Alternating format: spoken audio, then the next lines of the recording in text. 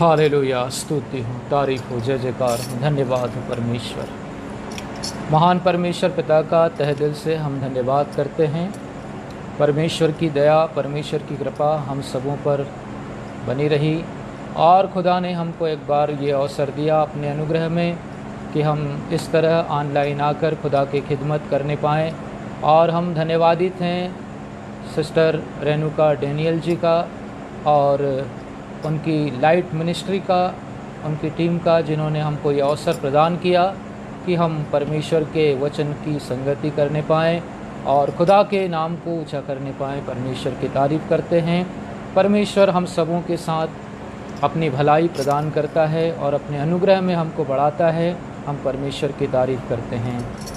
सो हम दुआ करेंगे और उसके बाद खुदा की खिदमत में जाएंगे। ज़मीं और आसमान के रचयिता, जल्दी आने वाले महान ईश्वर, एक बार फिर हम आपके धन्यवादित हैं, शुक्रगुजार हैं, आपके चरणों में आते हैं। प्रभु, आपने परमेश्वर इतनी उम्र तक हम सबों पर निगाहें करम की हैं, सुरक्षाएं दी हैं, अपने अनुग्रह, अपनी दया और अपनी करुणा में बनाए रखा। प्रभु, शाम का अवसर दिया कि हम तेरी इबादत इस ऑनलाइन माध्यम से करने पाएँ। प्रभु जी, आपकी उपस्थिति हमारे संग हो। परमेश्वर, हमारे होठ और जवान को छू ले और तू अपने लोगों से बोल और बातें कर। हम घटें, तू बढ़े, तेरा नाम ऊंचा हो। परमेश्वर पिता, हम परमेश्वर अपनी बुद्धि से नहीं लेकिन तेरी आत्मा के द्वारा ही चलाए चलना चाहते हैं। परमेश्वर, हमारे होठों को छू, शुद्ध बना और हमारे मुंह के शब्द तेरी ओर से तय किए जाएं। और परमेश्वर, जितनी बातें तू अपने लोगों से करना चाहता है कर। जो अभी ऑनलाइन जुड़ते हैं और जो बाद में सुनते हैं, सबों पर तेरा अनुग्रह हो, तेरी आशीषें हों, तेरा मार्गदर्शन तेरे कलाम से तेरे लोगों को नसीब होता रहे। हमारी तुझसे दुआ है, पूरी दुनिया में तेरा राज्य आए। प्रभु यीशु के नाम से दुआ मांगते हैं, आमीन, आमीन। Thank you Jesus, thank you Jesus. Cooler बंद कर दो।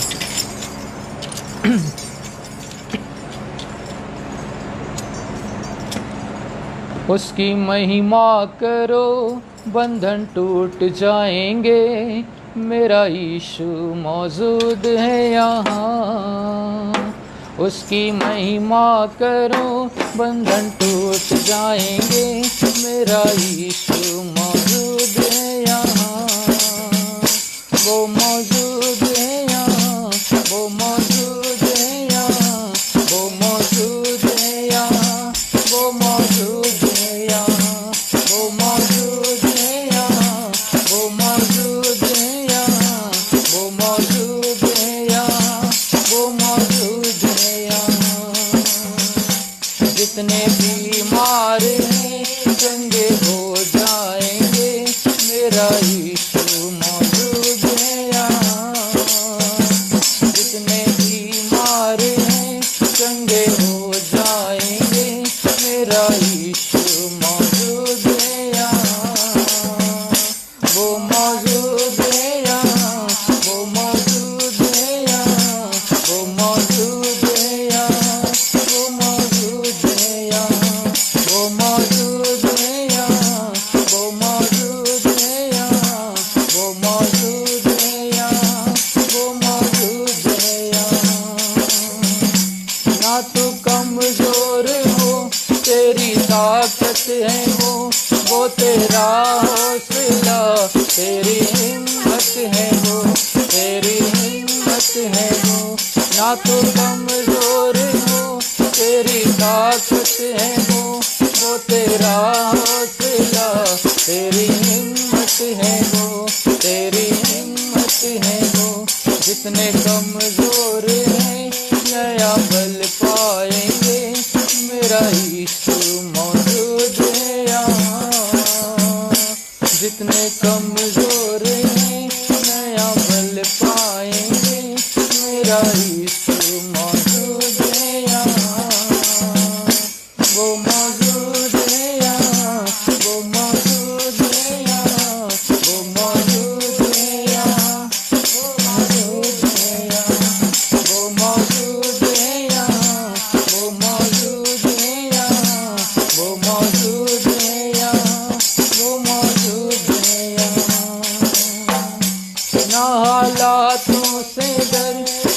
विश्वास कर, वो वफादार है। थोड़ा रख तू सबर, थोड़ा रख तू सबर, ना हालातों से डर, थोड़ा विश्वास कर, वो वफादार है। थोड़ा रख तू सबर, थोड़ा रख तू सबर, तेरे जितने रुके काम हो जाएंगे, मेरा यीशु मौजूद है यहाँ। तेरे जितने रुके काम हो जाएंगे, मेरा यीशु मौजूद है यहाँ। वो मौजूद है यहाँ, वो मौजूद है यहाँ, वो मौजूद है यहाँ, वो मौजूद है यहाँ, वो मौजूद है यहाँ, वो मौजूद है यहाँ, वो मौजूद है यहाँ, वो मौजूद है यहाँ। जिंदा खुदा वो है सबका खुदा, तेरे नजदीक है, ना वो तुझसे जुदा, ना वो तुझसे जुदा। वो है जिंदा खुदा, वो है सबका खुदा, तेरे नजदीक है, ना वो तुझसे जुदा, ना वो तुझसे जुदा। तेरे जितने रुके काम हो जाएंगे, मेरा यीशु मौजूद है यहाँ। वो जितने पापी हैं वो सब क्षमा पाएंगे, मेरा यीशु मौजूद है यहाँ। वो मौजूद है यहाँ, वो मौजूद है यहाँ, वो मौजूद है यहाँ, वो मौजूद है यहाँ, वो मौजूद है यहाँ, वो मौजूद है यहाँ, वो मौजूद है यहाँ, वो मौजूद है यहाँ, वो मौजूद है यहाँ, वो मौजूद है यहाँ, वो मौजूद है यहाँ, वो मौजूद है यहाँ। हालेलुया, स्तुति हो। Thank you Jesus. और एक गीत गाएंगे खुदा की महिमा के लिए। थैंक यू जीसस, धन्यवाद, थैंक यू। हालेलुया। हो तेरी स्तुति और आराधना करता हूँ मैं तुझसे ये प्रार्थना। हो तेरी स्तुति और आराधना करता हूँ मैं तुझसे ये प्रार्थना। महिमा से मेरी तो इस जगह को भरे, जो भी तू चाहे वो यहाँ पे कर।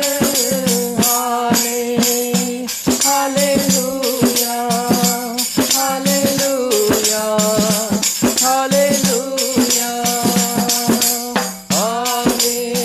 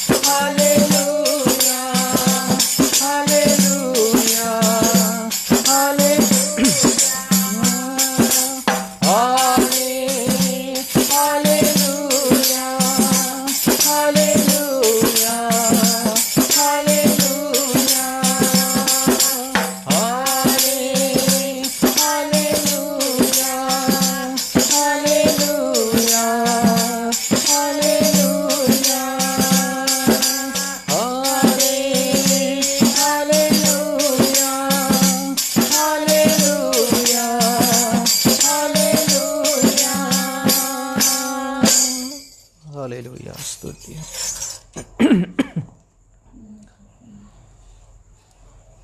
खुदावंत यीशु मसीह की महिमा करते हैं। कलाम की हकीकत यह है कि हम उसके अनुग्रह में ज़िंदा पाए जाते हैं। आज की शाम खुदा ने हमें ज़िंदगी के रूप में दे रखी है, वरना बहुत से लोग ये सोचते होंगे कि आज की शाम को हम देखेंगे और ऐसा करेंगे। उन्हें अवसर नहीं मिला, लेकिन हमको परमेश्वर ने अवसर दिया है। खुदा का कलाम कहता है किसी का जीवन किसी के धन की बहुतायात से नहीं होता, लेकिन परमेश्वर के अनुग्रह से होता है। परमेश्वर ने बाकायदा हमको अपने अनुग्रह में, अपने वचन के मध्य में जीवित रखा। वो रात और दिन हमें ज़िंदा इस मकसद से रखता है कि हम उसके ज्ञान की खुशबू उसके लोगों तक पहुंचाते रहें। निसंदेह परमेश्वर की दया हम पर हुई और परमेश्वर ने हम सबों पर इस तरह से अनुग्रह किया कि हम जिंदा हैं, एक दूसरे के साथ, एक दूसरे के लिए आशीष के कारण बने।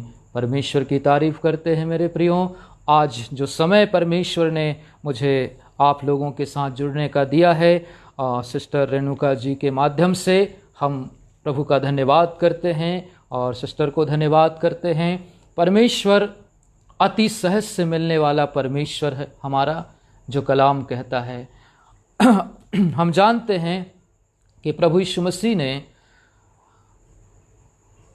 आदम ने जो कुछ खो दिया था, आदम ने जो कुछ गड़बड़ कर दिया था, उस पहले आदम में उसकी अनाज्ञाकारिता के कारण पूरी मानव जाति श्रापित हो गई और दूसरे आदम यीशु मसीह ने उसी हक और अधिकार को वापस दिलाने के लिए ज़मीन पर जन्म लिया, आसमान और जन्नत से उतर आया। परमेश्वर महान है और उसकी महानता का प्रमाण ये है कि जो निष्कलंक था वही हमारे लिए कलंकित हो गया। बाइबल कहती है जो क्रूस पर लटकाया जाता है, जो काठ पर लटकाया जाता है, वो श्रापित है। और प्रभु यीशु मसीह ने मेरे और आपके श्रापों को अपने ऊपर ले लिया ताकि हम आज़ाद हो जाएं उस पाप की गुलामी से, उस व्यवस्था की गुलामी से, उस संस्थाओं की गुलामी से और उन तमाम प्रकार के बंधनों से जो समाज के थे। परमेश्वर ने हमको हर तरह से स्वतंत्र किया है और इसलिए बाइबल कहती है मेरे प्रियो कि परमेश्वर उनका पूरा पूरा उद्धार करता है जो प्रभु यीशु मसीह के चरणों में आते हैं। पूरा पूरा उद्धार का मतलब है कि हम परमेश्वर के पास जब आते हैं तो वो हमारा शारीरिक उद्धार करता है, आत्मिक उद्धार करता है, मानसिक उद्धार करता है। हर प्रकार से परमेश्वर हमारा उद्धार करता है, चाहे वो शरीर की बीमारी हो, चाहे आत्मा की वेदना हो या फिर मानसिक तनाव हो, प्रभु सब से हमको छुटकारा देता है। मेरे प्रियो, आज मैं परमेश्वर के वचन को आपके सामने रखना चाहता हूँ जो हमको मिलता है और गलातियों की पत्री 3 अध्याय और उसके कुछ 13 पद में हम पढ़ते हैं कि परमेश्वर यीशु मसीह मेरे और आपके लिए श्रापित बना है। क्यों बना है, किस लिए बना है, ये सारी हकीकत परमेश्वर के कलाम में लिखी है। मेरे प्रियो, प्रेम इसमें नहीं कि हमने खुदा से मोहब्बत की है, परंतु खुदा की मोहब्बत इससे जाहिर होती है कि पहले उसने हमसे मोहब्बत रखी है और उसकी मोहब्बत का प्रमाण ये है कि वो जन्नत से उतरकर इस पृथ्वी पर निष्कलंक बन कर के आया। वो इतना पवित्र था कि स्त्री और पुरुष के द्वारा जन्म नहीं लेता, वो पवित्र आत्मा से गर्भवती होकर कुंवारी के द्वारा इस संसार में आता है। उसकी पैदाइशी निष्कलंक है, पवित्र है और इसलिए उसमें कोई दाग नहीं, कोई झुर्री नहीं, कोई पाप नहीं और संसार का उसमें कुछ भी अंश नहीं था। और क्योंकि वो पवित्र था और उसी पवित्रता के लिए प्रभु यीशु मसीह ने जन्म लिया, जान दी, ताकि हम वो पवित्रता जो कभी आदम ने हमारे साथ हमारे जीवन में दे रखी थी, उसको खो दिया था, वो पवित्रता प्रभु यीशु मसीह के द्वारा हमको मिल सके। पढ़ते हैं हम गलातियों की पत्री 3 अध्याय 13 पद को हम पढ़ेंगे। मसीह ने जो हमारे लिए श्रापित बना, मसीह ने जो हमारे लिए श्रापित बना, हमें मोल लेकर व्यवस्था के श्राप से छुड़ाया, व्यवस्था के श्राप से छुड़ाया, क्योंकि लिखा है जो कोई काठ पर लटकाया जाता जो है, काठ पर लटकाया जाता है वह श्रापित है। कलाम कहता है कि जो काठ पर लटकाया जाता है वो श्रापित है। और प्रभु यीशु मसीह के ज़माने के समय में कोई व्यक्ति, कोई इंसान, कोई व्यक्ति क्रूस की चर्चा तक नहीं करता था, क्योंकि क्रूस वो भयानक मृत्यु थी। क्रूस वो भयंकर संकेत था जिसकी कल्पना मात्र से लोगों की रूह कांप उठती थी, क्योंकि वो जो तकलीफ पहुंचती थी, जो दर्द होता था, जो वेदना होती थी क्रूस पर, उसके बारे में लोग बात तक नहीं करते थे, क्योंकि क्रूस जो था, जो प्रतीक था श्राप का, पाप का निशान था क्रूस। क्योंकि लिखा है जो काठ पर लटकाया जाता है वो श्रापित है। हाँ मेरे प्रियो, उस जमाने में कोई क्रूस के बारे में सोचता भी नहीं था, उससे दूर रहना चाहते थे, परंतु परमेश्वर यीशु मसीह ने उसी क्रूस को, हमारी मृत्यु को, जो हमको राज्य करती थी मृत्यु हमारे ऊपर, उस मृत्यु को उस क्रूस पर परमेश्वर ने परास्त कर दिया मेरे प्रियो। और इसलिए यहां पर लिखा हुआ है कि वो जो हमारे लिए आया, वो हमारे लिए जिया, वो हमारे लिए क्रूस पर चढ़ गया, और वो हमारा जो श्राप था वो प्रभु ने अपने ऊपर ले लिया। और इसलिए वो कहता है कि ढांढस बांधो, मैंने संसार को जीत लिया है। इस संसार में हमको शोक है, दुख है, तकलीफ है, परंतु परमेश्वर कहता है अब वो शोक, वो गम, वो दुख, वो तकलीफ, वो समस्याएं जो आपके जीवन में पाप के कारण आती थी, प्रभु यीशु मसीह पापी नहीं था, लेकिन वो पापियों को बचाने के लिए आया था। जैसा एक व्यक्ति दलदल में फंसा हुआ दूसरे व्यक्ति को नहीं निकाल सकता, ऐसे ही संसार के धर्म के काम है मेरे प्रियो।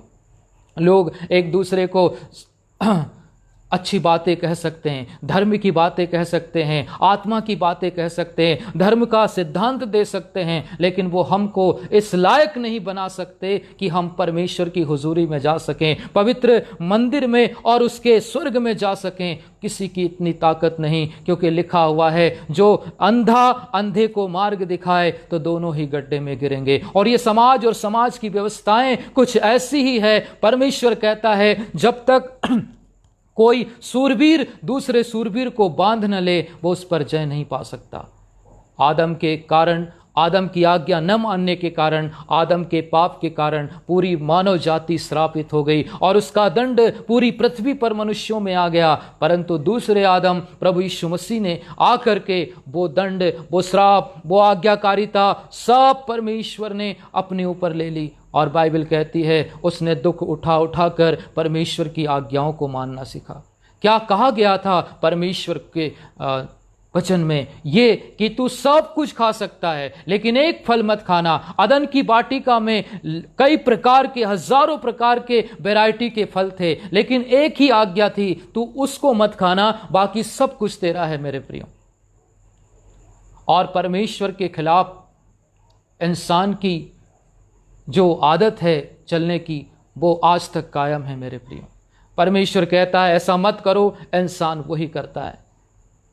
परमेश्वर कहता है व्यभिचार न करना, चोरी न करना, हत्या न करना, अपने माता पिता का आदर करना, परंतु इंसान जो है इन सब आज्ञाओं के विपरीत चला जाता है, क्योंकि अनाज्ञाकारिता का वो खून बरसों से हमारी नस्ल में आ रहा है जो आदम का था।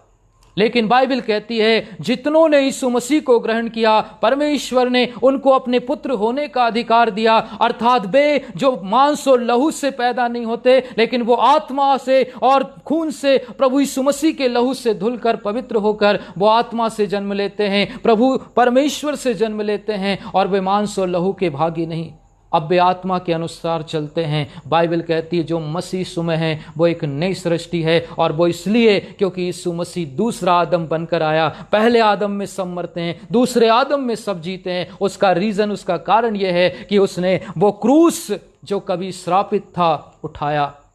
वो काठ जिस पर लोग चढ़ाए जाते थे श्रापित था, प्रभु यीशु मसीह वहां श्रापित बन गया। मेरे प्रियो, यहां पर लिखा हुआ है वो श्रापित बना। क्यों बना? ताकि हमको आशीषित कर सके। खुदा ने पूरा स्वर्ग मेरे और आपके लिए खोल कर दे दिया है।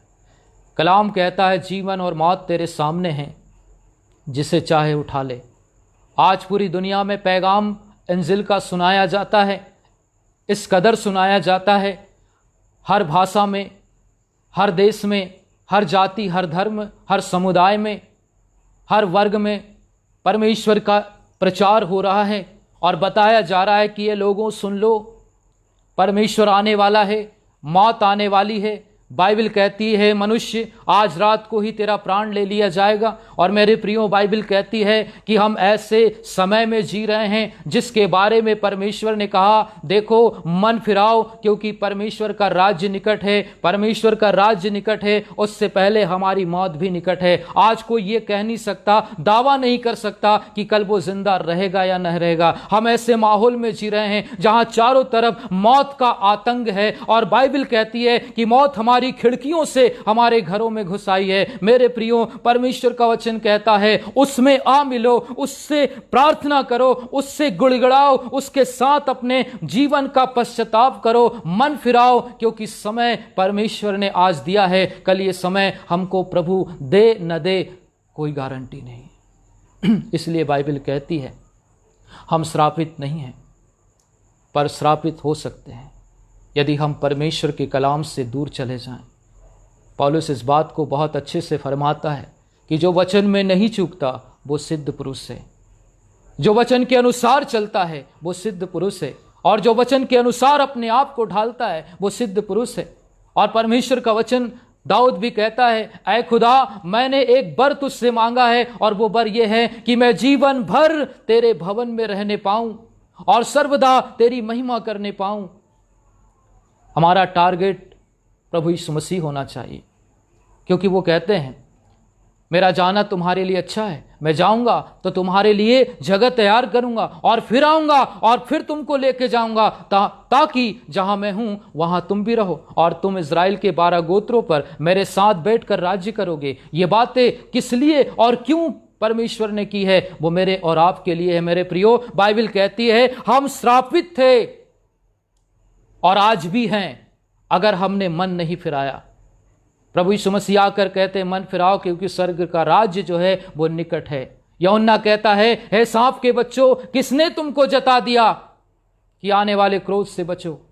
बाइबल कहती है, परमेश्वर कहता है ऐ लोगों, परमेश्वर जो है वो आने वाला है, एक मौत बनकर, एक तलवार बनकर, एक आग बनकर और जलजला बनकर परमेश्वर सबको नाश कर देगा। उन लोगों को जो उसके क्रूस के खिलाफ, उसकी मौत के खिलाफ बातें करते हैं। पौलुस इस बात का अंजाम देता है और वो कहता है चाहे कोई क्यों न हो, चाहे मनुष्य हो, चाहे स्वर्गदूत हो, चाहे कोई भी सृष्टि हो, हमको परमेश्वर के प्रेम से अलग नहीं कर सकती। और सुनो, जो सुसमाचार हमने सुनाया है, अगर कोई स्वर्गदूत भी आकर इसका खंडन करे तो वो श्रापित हो जाए। और ये श्रापित अवस्था कितनी बड़ी है। आज परमेश्वर ने मुझे और आपको श्राप से बाहर कर दिया है, मौत से हमको निकाल कर जिंदगी में पहुंचा दिया है। परमेश्वर ने हमको उस अदन की वाटिका में ले गया है जहां आदम रहा करता था। वो परेशानी, वो दुख, वो गम, वो तकलीफ, वो समस्या, वो भयंकर स्थिति, जो खून पसीने के बारे में बाइबल कहती है कि तू अपने माथे के पसीने की कमाई खाएगा, तू जमीन पर बीज तो बोएगा लेकिन वो तेरे लिए ऊंट कटारे और कांटे पैदा करेगी। और यही है इंसान का दंड जो आज तक चला आ रहा है। मेरे प्रियो, आज संसार में कई ऐसे लोग आपको मिल जाएंगे जिनके पास अथाह दौलत तो है, लेकिन वो दौलत में आशीष नहीं है, सुकून नहीं है, चैन नहीं है, शांति नहीं है, जीवन में नींद नहीं है, और वे नींद की गोली खाकर अपने जीवन की रात को बिताते हैं। लेकिन खुदा का शुक्र हो कि वो अपने अजीजों पर अनुग्रह करता है। मेरे प्रियो, परमेश्वर का वचन कहता है वो मेरे और आपके लिए श्रापित बना ताकि हम श्राप से छूट जाएं, पाप से छूट जाएं, व्यभिचार से छूट जाएं, शरीर की अभिलाषा, आंखों की अभिलाषा, जीविका के घमंड, सब प्रकार का भेदभाव, नफरत, ईर्ष्या, जलन, क्रोध, विरोध, फिरोध, सब प्रकार की बातें जो परमेश्वर का कलाम मुझे और आपसे कहता है छोड़ दे इनको, छोड़ दे इनको, क्योंकि कल का समय मेरा समय और आपका समय नहीं है। मेरा और आपका समय है आज का समय। किसी ने कहा है अगर आपको परमेश्वर से मिलना है तो आपको हर दिन ऐसे जीना पड़ेगा कि यह आपका आखिरी दिन है, क्योंकि हर एक कदम पर मौत है, हर एक कदम पर पाप है, हर एक कदम पर व्यभिचार है। मेरे प्रियो, जब मनुष्य अपने आपे में आता है तब उसे पता चलता है कि मेरा पिता क्या हस्ती है, मेरा पिता कितनी ताकत रखता है। जब वो अपने आपे में आता है तो जान पाता है कि उसका पिता कितना आलीशान और दौलतमंद और सामर्थी है। इंसान अपने आपे में नहीं आता, हाँ बहक जाता है। और इर्मिया की किताब 17:9 में लिखा है, मन सबसे अधिक धोखा देने वाली वस्तु है। हाँ मेरे प्रियो, आज ये संसार जो है मनुष्य के मन के लिए तरस रहा है। हर कोई इंसान के मन में अपनी जगह बनाना चाहता है, चाहे वो पाप हो, चाहे वो संसार की चीजें हो, दौलत हो, रुपया हो, पैसा हो, इज्जत हो, मान हो, सम्मान हो, सब दिल में जगह बनाना चाहते हैं। लेकिन प्रभु यीशु मसीह क्या कहते हैं कि मेरा वचन तुम्हारे मनों में जगह नहीं पाता, और यही कारण है कि इंसान श्रापित होता चला जा रहा है। किसी ने कहा, मन को वश में रखना नगर को जीत लेने के बराबर है। कितनी बड़ी बात है मेरे प्रिय। अगर घोड़े को आज़ाद कर दें तो वो किसी के भी कंट्रोल में नहीं आएगा। उसकी जुबान में लगाम लगा दी जाती है और फिर आदमी अपने हिसाब से उसको मोड़ देता है। ऐसे ही आज इंसान का मन है और वो बेलगाम घोड़े की तरह है, उस पर कोई कंट्रोल नहीं। कलाम कहता है ये तो एक ऐसी बीमारी है जिसकी कोई इलाज नहीं है, ये लाइलाज है। परमेश्वर का वचन ही इसका इलाज है। सब प्रकार की घृणा, नफरत, ईर्षा, जलन, विरोध, क्रोध, फूट, विधर्म, डाह, मतवालापन, लीला क्रीड़ा, व्यभिचार, ये सब यहीं पर पैदा होते हैं और यहीं पर पलते रहते हैं। ये वायरस की तरह है और ये दीमक की तरह है जो इंसान को अंदर ही अंदर जला देती है, खत्म कर देती है। दीमक की कोई औकात नहीं है, परंतु क्योंकि वो लगातार उसे काटती रहती है, इंसान अंदर से खोखला हो जाता है। और यही संसार और शैतान और हमारा शरीर चाहता है कि हमको परमेश्वर से अलग कर दे। बाइबल कहती है सबसे ज़्यादा धोखा कौन देता है? मेरा दुश्मन, मेरा परिवार, मेरे भाई, मेरे बहन, मेरे समाज, मेरी सरकार? नो, परमेश्वर का कलाम कहता है सबसे ज़्यादा धोखा हमको हमारा मन ही देता है। और इसलिए सिद्धांत ये कहते हैं कि मन के हारे हार है और मन के जीते जीत। अगर आप ये मानते हैं कि परमेश्वर ने आपको श्राप के अधीन नहीं परंतु अनुग्रह के अधीन रखा है, जीवन और आनंद के अधीन रखा है, तो आप पर पाप की प्रभुता नहीं परंतु परमेश्वर की प्रभुता होगी, जिसके लिए यीशु मसीह आया, मारा गया, गाड़ा गया, जी उठा और फिर वो कहता है डरो मत, मैंने संसार को जीत लिया है। इस बात पर आपको यकीन करना पड़ेगा, अंदर तक टूटना पड़ेगा और परमेश्वर के लिए अपने आप को खाली करना पड़ेगा। बाइबल कहती है कि तुम्हारे मनों में परमेश्वर का वचन जगह नहीं पाता। उसका कारण यह है कि हमने संसार की बहुत सी आदि शिक्षाओं को, बहुत से ज्ञान को, बहुत सी किताबी ज्ञान को, बहुत से लोगों की बातों को, बहुत से लोगों की नफरत की बातों को, बदले की भावनाओं को अपने जगह में, अपने दिलों में जगह दे डाली है। और इसी कारण परमेश्वर के वचन तो हम सुनते हैं, प्रार्थना तो करते हैं, चर्च तो जाते हैं, उपवास तो करते हैं, दान तो देते हैं, लेकिन हकीकत यह है कि अभी तक हमारा मन परिवर्तन हुआ ही नहीं है। इंसान मनुष्य को खुश करे, इंसान परमेश्वर के कलाम के अनुसार चले। दो काम जो खुदा ने मुझे और आपको आदेश दिया है कि जब तू प्रार्थना करे तो दरवाजा बंद कर, और जब तू दान दे तो दाहिना दे तो बाएं को पता न चले। लेकिन आज इसका पूरा उल्टा हो रहा है। आज लोग बड़ी बड़ी सभाओं में प्रार्थना करते हैं लेकिन घर में प्रार्थना का समय नहीं है, और दान देते हैं तो बड़े बड़े दीवालों पर बड़े बड़े अक्षरों में ये लिखवा देते हैं, प्रभु जी कहता तुमने अपना प्रतिफल पा लिया है। अपने लिए, स्वर्ग के लिए धन इकट्ठा करो। पृथ्वी पर जो इकट्ठा किया है वो एक दिन कीड़े खा जाएंगे, चोर चुरा ले जाएगा, काई लग जाएगी, बर्बाद हो जाएगा। परमेश्वर कहता है जो मनुष्य मरते हैं उनके काम उनके साथ हो लेते हैं। और बाइबल कहती है कि बहुत से हैं जो श्रापित अवस्था में मरते हैं परंतु बहुत से हैं जो परमेश्वर के लिए मरते हैं। मेरे प्रियो, ये जो कलाम मुझे और आपको आज बड़ी आसानी से मिल गया है और हम इसको पढ़ते नहीं, इसको मनन नहीं करते, लेकिन अगर आप बाइबल का इतिहास उठाकर देखें तो मेरे प्रियो, जिस तरह से परमेश्वर को मारा गया, कुचला गया, उसके ऊपर थूका गया, इतनी वेदनाएं उसने सही, ये सिर्फ और सिर्फ मुझे और आपको बचाने के लिए था, जीवन देने के लिए था, और ये कलाम के लिए था जो नया नियम मेरे और आपके हाथों में आया है। एक बड़ी कुर्बानी परमेश्वर ने मुझे बचाने के लिए दी है, आपको बचाने के लिए दी है। सुभाष चंद्र बोस कहते थे, हमारे देश में रहते थे, लोगों से कहते थे, वो नारा दिया था उन्होंने कि तुम मुझे खून दो और मैं तुम्हें आजादी दूंगा। इसका सीधा सा मतलब है कि आजादी अगर चाहिए तो इंसान को बलिदान देना होगा। मेरे प्रियो, मेरा परमेश्वर आपसे कोई बलिदान नहीं चाहता, मेरा परमेश्वर आपका कोई खून नहीं चाहता, लेकिन मेरा परमेश्वर आपका दिल चाहता है। एक ऐसा दिल जिसमें परमेश्वर विराजमान हो, एक ऐसा मन जिसमें परमेश्वर के वचन को आदर मिले, एक ऐसा जीवन जो परमेश्वर खुश हो जाए, प्रसन्न हो जाए और कहने लगे, ये मेरा बेटा है जिससे मैं अत्यंत प्रसन्न हूं। कलाम कहता, उसने दुख उठा उठाकर परमेश्वर की आज्ञाओं को मानना सीखा। जो वचन, जो बाइबल मुझे और आपके हाथों में मिली है, मेरे प्रियो, इतिहासकार कहते हैं कि इस बाइबल को हम तक पहुंचाने के लिए उन्होंने मन में बहुत सी युक्तियां की, विचार किए, और इनकी बड़ी कीमत उनको चुकानी पड़ी। खुदा के एक जन ने कहा है कि ये जो बाइबल है, ये खून से लथपथ बाइबल है। इसके लिए बहुत से परमेश्वर के लोगों का खून बहाया गया, बहुत सौ को जिंदा मार दिया गया, बहुत सी लोगों की खालों को जिंदा निकालकर उनको मार डाला गया, बहुत से लोगों को तेल में डाल दिया गया, उनके सर कलम कर दिए गए, केवल परमेश्वर के वचन को हम तक पहुंचाने के लिए।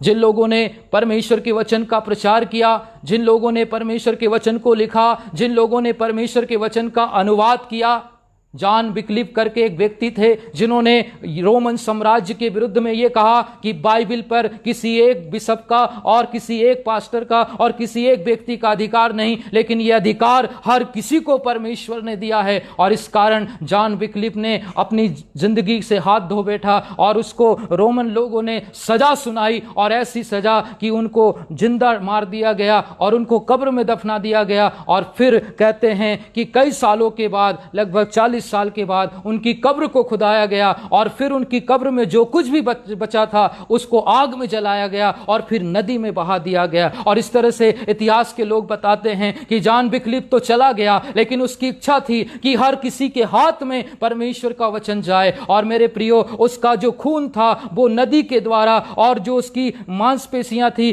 जो सड़ चुकी थी, उसको लोगों ने निकाला और नदी में बहा दिया। और लोग कहते हैं कि नदी के माध्यम से वो पूरी दुनिया में जल के द्वारा पहुंच गया। और उसके बाद जॉन विक्लिफ के लोगों ने परमेश्वर के वचन का अनुवाद किया, पहली बार अंग्रेजी बाइबल का ट्रांसलेशन किया गया, और उसके बाद पूरी दुनिया में परमेश्वर का वचन प्रचार हुआ। बाइबल कहती है मेरे प्रियो, बहुत से लोग थे जिन्होंने परमेश्वर के लिए काम किया, परमेश्वर के लिए दुख उठाया, परमेश्वर के लिए तकलीफों में अपने जीवन को रखा। बाइबल इस बात का प्रमाण देती है, आप उत्पत्ति से लेकर के प्रकाशित वाक्य तक पढ़ें, हर कहीं परमेश्वर के लोगों ने दुख उठाया।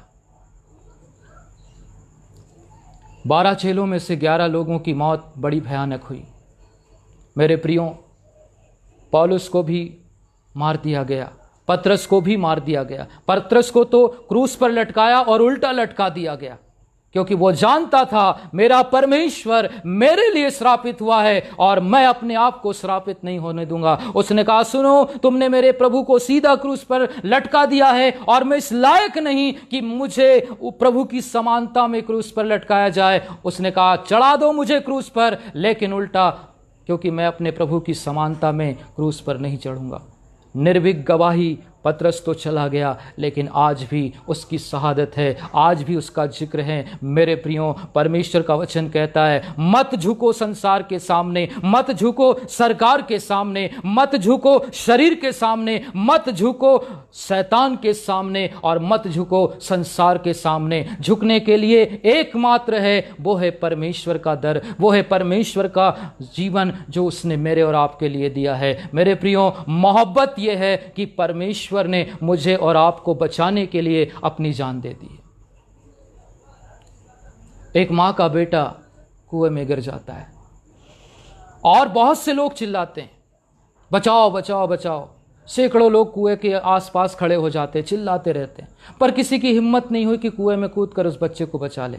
माँ को जब ये समाचार मिला, वो जिस हाल में थी, जैसी थी, दौड़ती हुई आई और बिना देर किए उसने कुएं में छलांग लगा दी मेरे प्रियो। और थोड़ी देर के बाद माँ बेटे दोनों को लोगों की सहायता से बाहर निकाला गया। पता चला माँ मर चुकी थी, लेकिन वो बच्चा जीवित था। क्यों? क्योंकि माँ से बढ़कर बच्चे से कोई प्यार करने वाला नहीं था और उसी ने उसको बचाया, क्योंकि जब वो कूदी थी उसके बेटे को उसने अपने सर पर बिठा लिया था।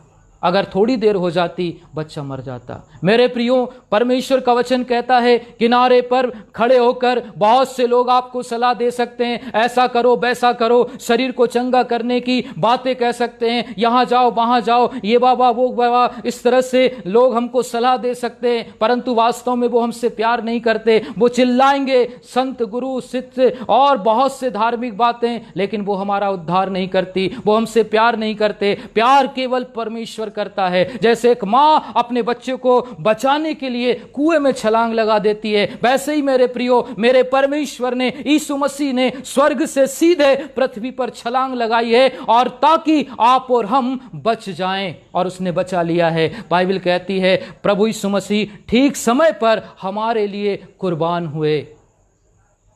जब हम मर ही रहे थे, जब हम नाश ही हो रहे थे, बाइबल कहती है मैं किसे भेजूं और मेरी ओर से कौन जाएगा। कलाम कहता है हे प्रभु मैं यहां हूं, मुझे भेज, देख मैं आ गया हूं। देखो, परमेश्वर ने तो अपना काम कर दिया, यीशु मसीह ने तो अपना काम कर दिया। उसने उद्धार का पूरा पूरा कर्ज चुका दिया है।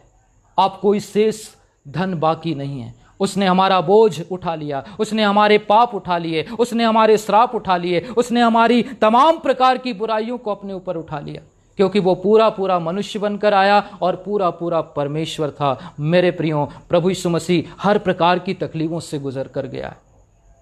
आदम की कहानी में हम पढ़ते हैं भूमि तेरे कारण श्रापित है। हाँ मेरे प्रियो, बाइबल में लिखा है जो ठोकर खिलाते हैं उनके गले में पत्थर डालकर समंदर में डाल दिया जाए, क्योंकि ठोकर खिलाने वाले बहुत ज़्यादा परमेश्वर की नज़रों में गिरे हुए हैं, इसलिए परमेश्वर उनको देखना ही नहीं चाहता। बाइबल कहती है हमारा प्रभु यीशु मसीह एक ऐसा पत्थर है कि जो इससे टकराएगा चकनाचूर हो जाएगा, और अगर कोई ये पत्थर इस पर गिरे तो वो उसको पीस डालेगा। इसका सीधा सा मतलब है मेरे प्रियो कि आग से मत खेलो। आग इंसान को जला कर रख देगी। कोई कहता है हाथी अपने ताकत के बारे में नहीं जानता, इसलिए महावत उसको अपने हिसाब से चलाता रहता है। एक हाथी अपनी ताकत को नहीं जानता, इसी कारण लोग उस पर अधिकार जताते हैं। ऐसे ही हम भी अपनी ताकत के बारे में नहीं जानते, हम भी अपने पावर के बारे में नहीं जानते, हम भी नहीं जानते कि परमेश्वर ने हमको कितना ज़्यादा जीवन और आनंद और शांति और हुक्म और सामर्थ्य का जीवन दिया है। कलाम यूँ फरमाता है स्वर्ग का सारा अधिकार मुझे दिया गया है और वही अधिकार मैं तुमको देता हूँ। मैंने शत्रु की, शैतान की सारी सामर्थ्य पर तुमको अधिकार दिया है, और देखो जिनके पाप तुम क्षमा करो क्षमा किए जाएंगे, जिनके तुम पाप रखो वो रखे जाएंगे। जो तुम पृथ्वी पर बांधो स्वर्ग में बंधेगा, और जो तुम पृथ्वी पर खोलो स्वर्ग में खुलेगा। प्रेज द लॉर्ड, आमीन, हालेलुया। कितना बड़ा अधिकार मेरे खुदा ने मुझे और आपको दिया है मेरे प्रियो। ये सच है कि परमेश्वर आपसे मोहब्बत रखता है। चिल्लाने वाले बहुत होंगे, बहुत से किनारे पर खड़े होकर कहेंगे हम तुमसे प्यार करते हैं, लेकिन प्यार कहाँ दिखता है मेरे प्रियो? जो मेरे लिए अपने प्राण देता है वही मेरे लिए सब कुछ कर सकता है। जो अपनी जान दे सकता है वो संसार की बाकी चीज़ें क्यों नहीं दे सकता? इसलिए प्रभु जी कहता है सुनो, तुम अपने प्राण के लिए चिंता मत करना कि क्या खाएंगे, क्या पिएंगे, क्या पहनेंगे, कहाँ रहेंगे। परमेश्वर कहता है अन्य जाति के लोग इन सब बातों की चिंता में हो, लेकिन तुम्हारा स्वर्गीय पिता तुम्हारे मांगने से पहले जानता है कि तुम्हें क्या चाहिए। और हमेशा इस बात को याद रखिए कि परमेश्वर क्या चाहता है। वो ये चाहता है कि तुम श्राप से आज़ाद हो जाओ, पाप से आज़ाद हो जाओ। जब कभी भी परमेश्वर ने किसी को चंगा किया, किसी को बचाया, तो उसने यही कहा, जा, मैं भी तुझे दंड की आज्ञा नहीं देता, फिर पाप मत करना। हाँ मेरे प्रियो, पाप पल पल पर हमारे आसपास है। पाप करने के लिए बाहर जाने की ज़रूरत नहीं है। इंसान बैठे बैठे पाप कर सकता है। आज ये जो मोबाइल है हमारे हाथों में है, इसका बहुत कम इस्तेमाल अच्छी बातों के लिए होता है, लेकिन शैतान ने हर किसी को इसे पाप का घड़ा बना कर दिया है। और बाइबल ये कह रही है कि हम परमेश्वर के अनुग्रह में श्रापित न हों, लेकिन आशीषित रहें। कोई ये कहे कि मैं सिद्ध हूं और मुझे कोई गिरा नहीं सकता, तो बाइबल कहती है चौकस रहे, कहीं वो गिर न जाए। घमंड, चाहे वो पैसे का हो, चाहे वो खूबसूरती का हो, चाहे वो पद का हो, चाहे वो आत्मिक वरदानों का हो, इंसान को गिरा देता है। इसलिए आप भी नम्र बनो। मैं पवित्र हूं, तुम भी पवित्र बनो। मेरे परमेश्वर के लोगों, प्रभु यीशु मसीह ने मुझसे और आपसे प्यार किया है। मरुस्थल में जब मकड़ी को खाना नहीं मिलता, तो वो मकड़ी क्या करती है?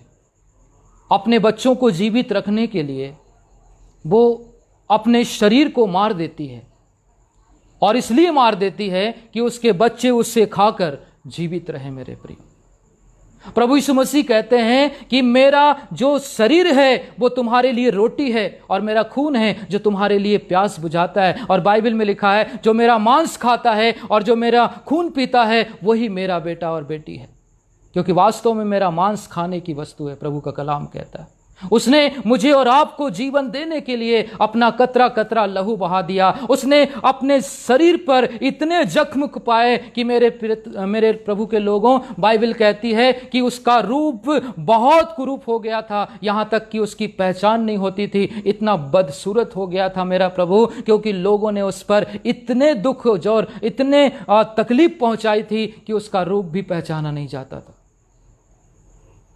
हाँ मेरे प्रियो, आप समझ सकते हैं कि पाप की सजा तो मृत्यु है, और अभिलाषा गर्भवती होकर पाप को जन्म देती है। और इसलिए अभिलाषा किसी भी चीज़ की अच्छी नहीं है। शरीर की अभिलाषा, आँखों की अभिलाषा, ये दो ऐसी चीज़ें हैं जो हर किसी को गिराने की चेष्टा करती है। और बाइबल कहती है कि धन का धोखा भी इंसान को बर्बाद कर देता है। बाइबल में लिखा हुआ है, किस कदर परमेश्वर के दास गेहजी, जो कि खुदा की आशीषों का अधिकारी था, जन्नत का अधिकारी था, एक छोटी सी दौलत के लालच में आकर उसने परमेश्वर के खूबसूरत जीवन को छोड़ दिया, और अंत में वो श्रापित हो गया और कोढ़ जीवन भर उसके ऊपर लगा रहा। और आज भी पूरी संसार में मेरे प्रियो यही दौलत इंसान को दूषित और बदसूरत और श्रापित करती जा रही है। आज मैं देखता हूँ बहुत सी संस्थाओं में जो परमेश्वर के लोग हैं, गलत ऑडिट हो रहा है, गलत रिपोर्ट जा रही है। खुदा के एक जन से मेरी बातें हुई और उसने कहा, मेरे भाई, अगर भारत की, हिंदुस्तान की सेवकाई की बात करें तो हिंदुस्तान से बाहर विदेशों में इतनी रिपोर्टें गई हैं कि हिंदुस्तान 10 बार मसीह बन चुका होगा। इसका क्या मतलब है?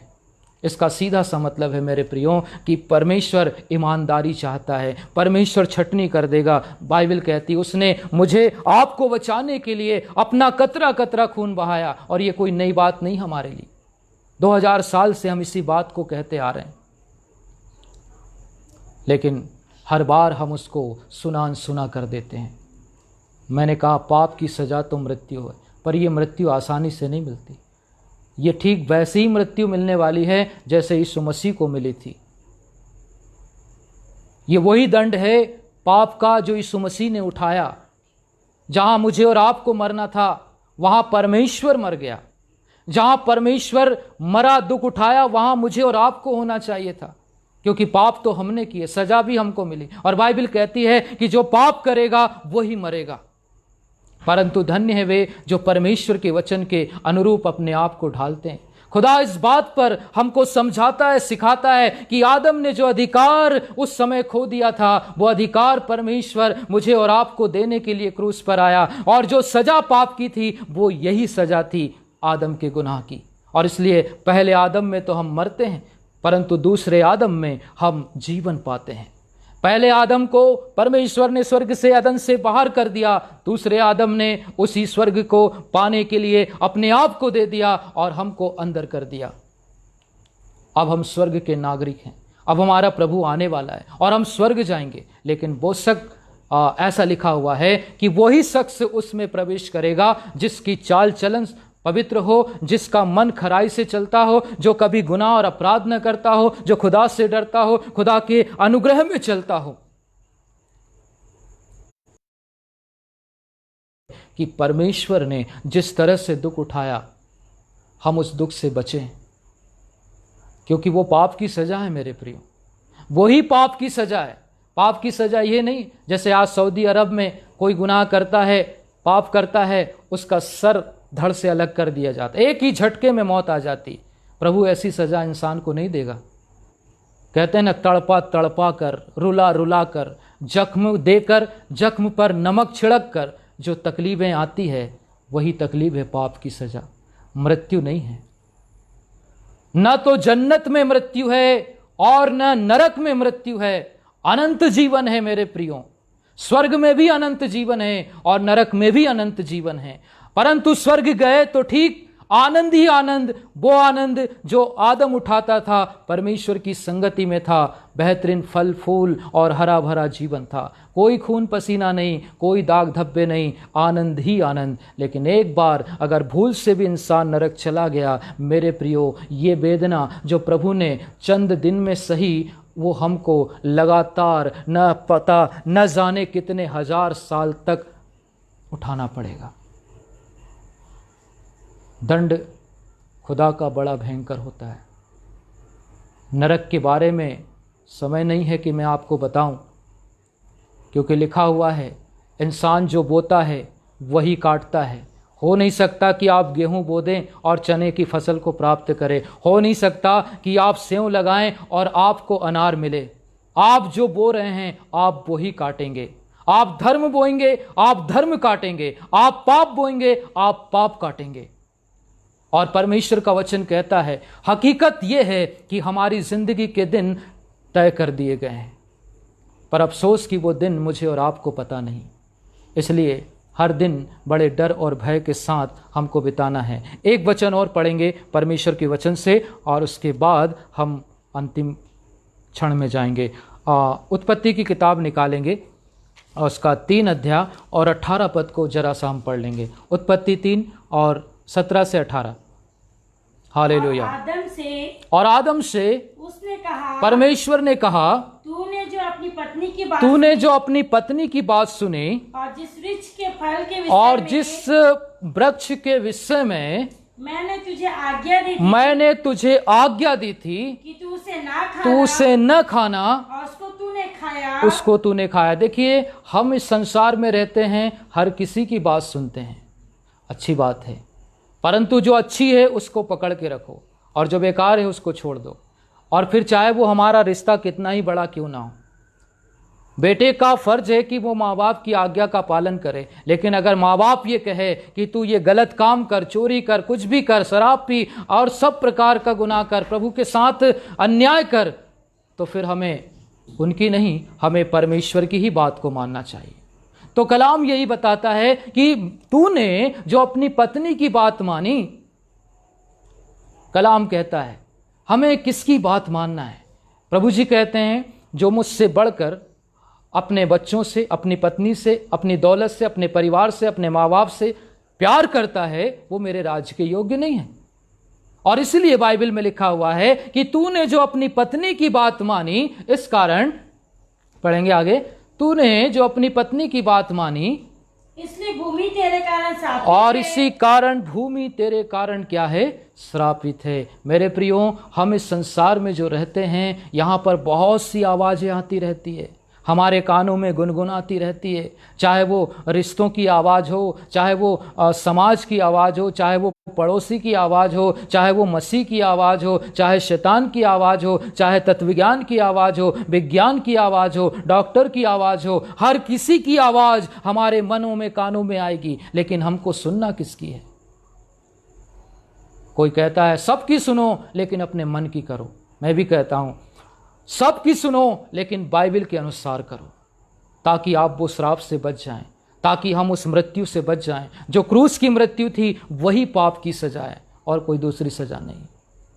और नरक में इसी तरह से इंसान के पाप का फल और उसका परिणाम और उसकी सजा उनको देखने को मिलेगी। लेकिन बाइबल कहती है मेरे लोगों, परमेश्वर का कलाम कहता है इसी भयानक मृत्यु से परमेश्वर मुझे और आपको बचाने के लिए आया। कलाम कहता है तूने पत्नी की बात सुनी पर मेरी बात को अनसुना कर दिया, तूने संसार की बात सुनी लेकिन मेरी बातों को अनसुना कर दिया, तूने माता पिता की बात सुनी लेकिन मेरी बातों को तुच्छ जाना, तूने अपनी पत्नी की बात सुनी, पति की बात सुनी और मेरी बातों से अलग हो गया। याद रखिए कि हम परमेश्वर की दुल्हन हैं और इसलिए दूल्हा आने वाला है, तो जो वो कहे उसकी बात मानो, वरना घर में एंट्री नहीं देगा वो। बाइबल कहती है 5 को एंट्री मिल गई लेकिन 5 छूट गई, क्योंकि 5 अपने जीवन में, व्यवहार में, कर्म में असफल रही, जागती नहीं रही। और बाइबल में लिखा हुआ है कि परमेश्वर जागते हुओं को ले जाएगा, हमारा रेप्चर हो जाएगा, परमेश्वर हमको स्वर्गारोहण करेगा और हमको उठा लेगा जो जागते होंगे, परंतु जो सोते होंगे वो सोते रहेंगे। प्रभु यीशु मसीह ने कहा अब जाओ तुम सोते रहो, मेरा समय आ गया है। हाँ मेरे प्रियो, इसलिए बाइबल में लिखा हुआ है तूने मेरी नहीं अपनी पत्नी की बात सुनी, इसलिए भूमि तेरे कारण श्रापित है। और जल्दी पढ़ें। इसलिए भूमि तेरे कारण शापित है। हाँ, तू उसकी उपज जीवन भर दुख के साथ खाया करेगा। तू उसकी उपज को दुख के साथ खाया करेगा और अपने माथे के पसीने की रोटी खाया करेगा। और अपने माथे की पसीने की रोटी खाया करेगा। तो यहाँ पर इस तरह से लिखा है में मिट्टी में मिल जाएगा। और कलाम कहता है कि अंत में तो मिट्टी में मिल जाएगा। ये श्राप था एक आज्ञा न मानने का। इसलिए मेरे प्रियो, परमेश्वर की आज्ञा मानी जाए, परमेश्वर के वचन माने जाए, किसी को दिखाने के लिए नहीं, किसी को सुनाने के लिए नहीं, अपनी बड़ाई के लिए नहीं, दूसरों की बड़ाई के लिए नहीं, लेकिन परमेश्वर के उस भयानक श्रापित दंड से बचने के लिए जो यीशु मसीह ने मेरे और आपके लिए उठाया है। वरना जो परमेश्वर की आज्ञा नहीं मानेंगे वो ऐसे ही क्रूस की भयंकर वेदना में जाने वाले हैं।